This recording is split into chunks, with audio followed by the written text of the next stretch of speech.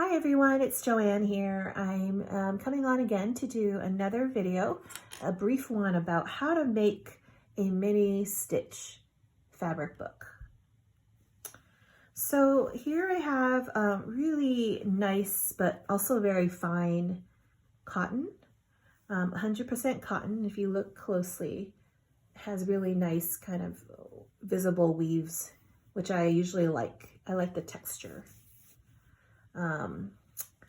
And I tear my fabric when I make the pages, so it has these raw edges, which I really like as well.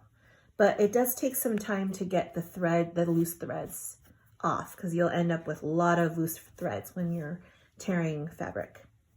To tear fabric, what you do is you basically cut a little line where you want the tear to go. So if I were to do that, let me just take this right now.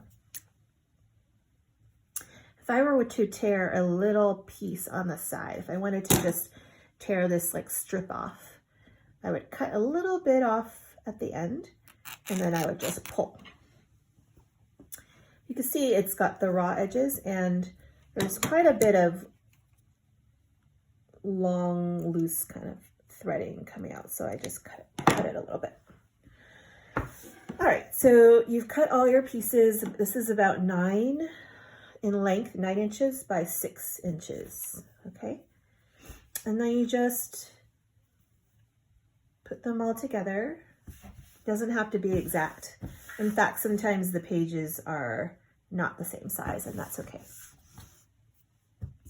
Ideally, I would use like scraps and maybe clothing that I don't wear anymore and want to recycle. Doesn't need to be new fabric.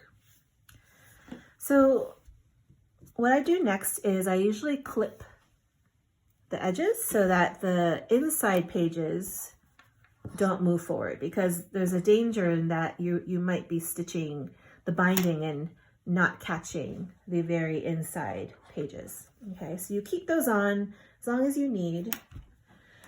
And then you take some thread, which I'm using, it's kind of a mess right now. I'm using Sashiko embroidery thread. Sashiko thread is Japanese embroidery thread that is very matte, very simple. Usually it has like really earthy tones and it's very easy to use. The threads don't come apart that easily.